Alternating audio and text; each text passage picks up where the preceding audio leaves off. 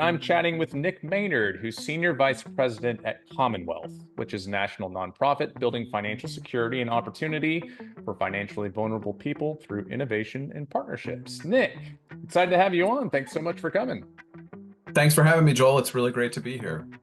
Nick, I know that Commonwealth works with retirement savings and emergency savings. So before we get into that, maybe you could tell me what's going on with my 401k right now. Yeah, I wish I was a great prognosticator on the 401k, but I think a lot of our focus is on retirement security as it relates to not necessarily using the retirement plan as a source of emergency savings. So I think a great place to always start in that conversation is the complexity of it, which is that there are actually two types of emergency savings, and the research sort of bears this out. One type deals with income shocks. So that would be for those times when one needs, some people say 6 to 9 months, some people say 9 to 12 months of expenses to cover an income shock that might come up due to job loss or transition in and out of the labor market. And so that's commonly, I think, the most well discussed, emergency fund, have this on hand. But there's a second super important version of emergency savings for expense shocks. And these are more ongoing, can be anywhere from $50 to $2,000 or, a little bit more than that. And you're talking about, the kids' winter coats caught up to me and I didn't have that and hadn't planned for that. And they grew too tall, or the water heater went and I have to take care of that, or there's an unexpected car repair. And so those sorts of expense shocks are more regular, need more liquidity, and what we call build, use, rebuild emergency savings. So it's not savings that you're going to sit on for an extended period of time. It's going to generally be in that sort of, $50 to $2,500 balance to be able to manage those things. Sometimes it gets you from paycheck to paycheck without having to incur other costs and fees.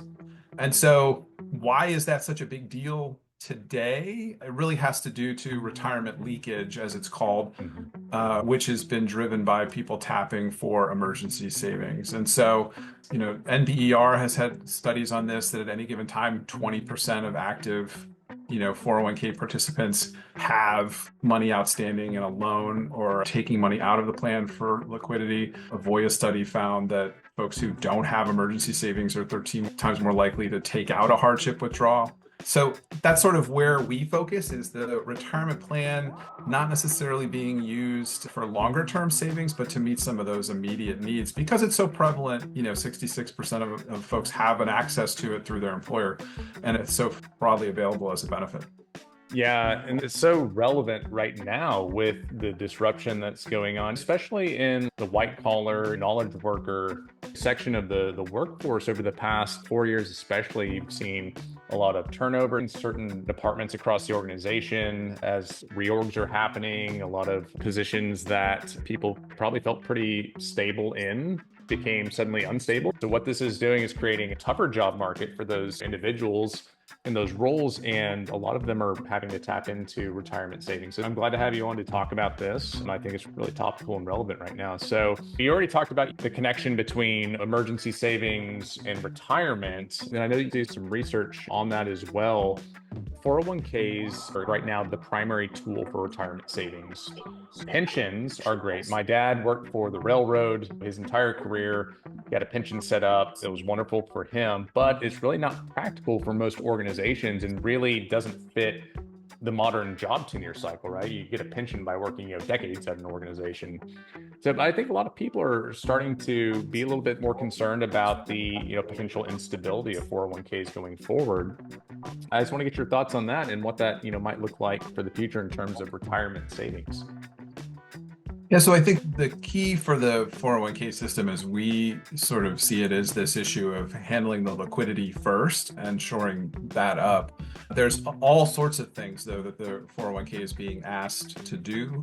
You might be familiar with a student debt retirement match, and that's the opportunity now with Secure 2.0 that folks who are carrying student debt can pay that off if their employer offers it, and then the retirement match can be put into the retirement plan for those qualifying student loan payments. So there's no retirement savings necessarily required to take advantage of that, but one can also save for retirement at the same time and maybe further take advantage of the match. In terms of how to think about the retirement plan over the long haul, is that many parts of the structures are trying to relate to some of the questions you're talking about: volatility, how do I manage through job changes and so forth. So in the industry, there's a lot of conversation about, target date funds and glide paths for folks so that the rebalancing happens automatically. There's a lot of conversations about portability and how one moves with one account to another employer, which would be very different from the pension system, for example. And so there's a lot of explorations and thinking about how to make that work, but it's a journey. And definitely you raise a great point that many folks aren't spending 30, 40 years at the same employer. I'd be remiss if I didn't mention that there are, small employers, a number of them, doing employee stock ownership programs, which also have value to those employees that spend 10 to 20 to 30 years. And that could be another way to shore up retirement. But there's no doubt for us that with emergency savings, the research just came out from Vanguard, north of 12,000 of their investors, and that folks who had at least 2,000 in emergency savings had a 13% higher increase in their overall financial well-being. And that's where people need to be, is a sense of, all these things happen: volatility, expenses, job loss, but being in a place where you have a sense of financial well-being, that's the true north for how we see this benefits shoring up retirement security.